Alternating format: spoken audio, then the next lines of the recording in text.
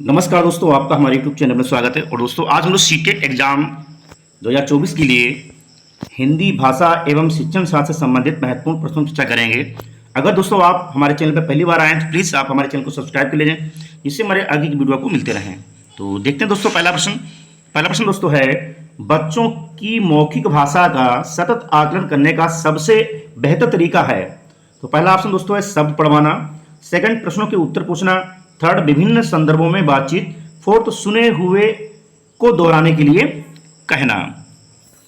दोस्तों, मौखिक भाषा का सतत आकलन करने के लिए विभिन्न संदर्भों में बातचीत करना बच्चों के लिए सबसे बेहतर तरीका हो सकता है। तो यहां भी दोस्तों हमारा जो राइट आंसर दोस्तों है वो है ऑप्शन थर्ड, विभिन्न संदर्भों में बातचीत। ऑप्शन थर्ड दोस्तों सही है। नेक्स्ट है दोस्तों, भाषा में सतत और व्यापक आकलन का उद्देश्य है। तो ऑप्शन पहला दोस्तों है वर्तनी की अशुद्धि के बिना लिखने की क्षमता का आकलन, सेकंड भाषा के व्याकरण का आकलन करना, थर्ड भाषा के मौखिक और लिखित रूपों के प्रयोग की क्षमता का आकलन करना, फोर्थ पढ़कर समझने की क्षमता का आकलन करना। दोस्तों, भाषा में सतत एवं व्यापक मूल्यांकन का उद्देश्य भाषा के मौखिक और लिखित रूपों के प्रयोग की क्षमता का आकलन करने से है। तो यहां पे दोस्तों हमारा जो राइट आंसर दोस्तों है वो है ऑप्शन थर्ड, भाषा के मौखिक और लिखित रूपों की प्रयोग की क्षमता का आकलन। नेक्स्ट प्रश्न दोस्तों है, भाषा कक्षा में विभिन्न दृश्य श्रव्य साधनों के उपयोग का उद्देश्य नहीं है।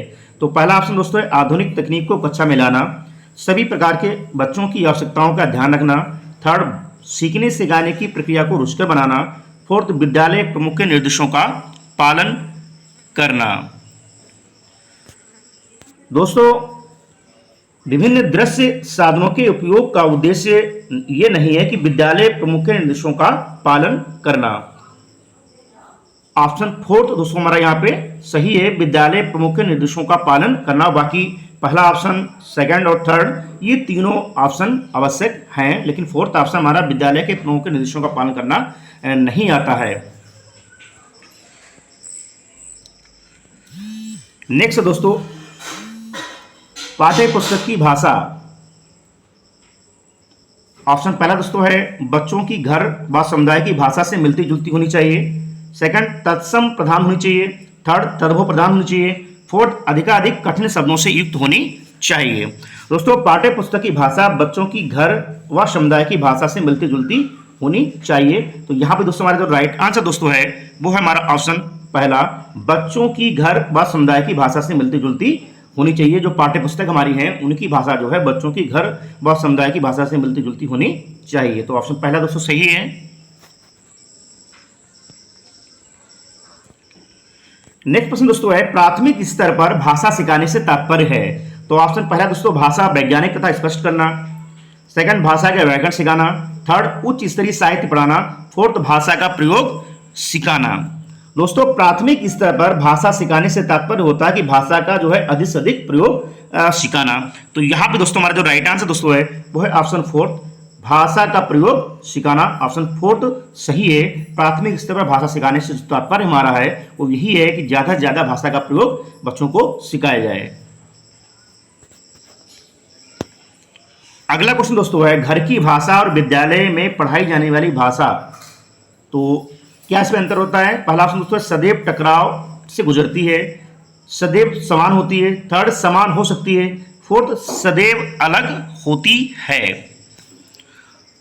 दोस्तों, घर की भाषा और विद्यालय में पढ़ाई गई भाषा समान हो सकती है। तो यहाँ पे हमारा जो राइट आंसर दोस्तों है वो ऑप्शन थर्ड, घर की भाषा और विद्यालय में पढ़ाई जाने वाली भाषा समान हो सकती है। अगला प्रश्न दोस्तों है, प्राथमिक स्तर पर हिंदी भाषा शिक्षण के लिए सबसे अधिक महत्वपूर्ण क्या है? तो ऑप्शन पहला दोस्तों भाषा प्रयोग के अवसर, सेकंड पाठ्य पुस्तक, थर्ड उच्च स्तरीय तकनीकी यंत्र, फोर्थ व्याकरणिक नियमों का स्मरण। दोस्तों, प्राथमिक स्तर पर हिंदी भाषा शिक्षण के लिए जो सबसे अधिक सर्वाधिक महत्वपूर्ण दोस्तों है वो है भाषा प्रयोग के ज्यादा अवसर प्रदान करना बच्चों को। तो यहाँ पे हमारा जो राइट आंसर दोस्तों है वो है ऑप्शन पहला, भाषा प्रयोग के अवसर प्रदान करना। अगला प्रश्न दोस्तों है, हिंदी प्रयोग के विविध रूपों को जानने के लिए सर्वाधिक उपयोगी साधन हो सकता है।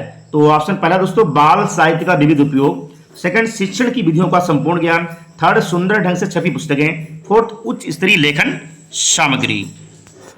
दोस्तों हिंदी प्रयोग के विविध रूपों को जानने के लिए सर्वाधिक उपयोगी साधन बाल साहित्य का विविध उपयोग है। तो यहां पे दोस्तों हमारा जो राइट आंसर दोस्तों है वो हमारा है ऑप्शन पहला बाल साहित्य का विविध उपयोग। नेक्स्ट प्रश्न दोस्तों है कक्षा 1 और 2 के बच्चों के लिए आप किस तरीके की कहानी का चयन करेंगे। तो ऑप्शन पहला जो बहुत छोटी हो, सेकंड जिसमें बहुत सारे पात्र हों, थर्ड जिसमें 2 ही पात्र हों, फोर्थ जिसके शब्दों वाक्यों और घटनाओं के वर्णन की शैली चित्रात्मक हो। दोस्तों कक्षा 1 और 2 के बच्चों के लिए ऐसी कहानियों का समावेश ज्यादा किया जाना चाहिए जिसके शब्दों और वाक्यों और घटनाओं के वर्णनों में शैली चित्रात्मक हो, ज्यादा चित्रों का प्रयोग हो, जो बच्चों के लिए रुचिकर हो। तो यहां पे दोस्तों हमारा जो राइट आंसर दोस्तों है वो है ऑप्शन फोर्थ जिसके शब्दों और वाक्यों की घटनाओं का वर्णन शैली चित्रात्मक हो।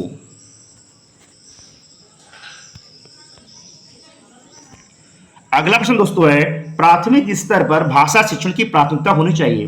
तो ऑप्शन पहला दोस्तों केवल बोलकर पढ़ने की क्षमता का विकसित करना, सेकंड कविता और कहानी के द्वारा केवल श्रवण कौशल का विकसित करना, थर्ड बच्चों की रचनात्मक और मौलिकता को पोषित करना, फोर्थ बच्चों की चित्रांकन क्षमता का विकास करना। दोस्तों प्राथमिक स्तर पर भाषा शिक्षण की प्राथमिकता बच्चों की रचनात्मकता एवं मौलिकता को पोषित करने की होनी चाहिए। तो यहां पे दोस्तों हमारा जो राइट आंसर है वो है ऑप्शन थर्ड बच्चों की रचनात्मकता और मौलिकता को पोषित करना। अगला प्रश्न दोस्तों है पढ़ने का प्रारंभ। तो ऑप्शन पहला दोस्तों वर्णमाला से होना चाहिए, सेकंड कहानियों से होना चाहिए, थर्ड कविताओं से होना चाहिए, फोर्थ अर्थपूर्ण सामग्री से होना चाहिए।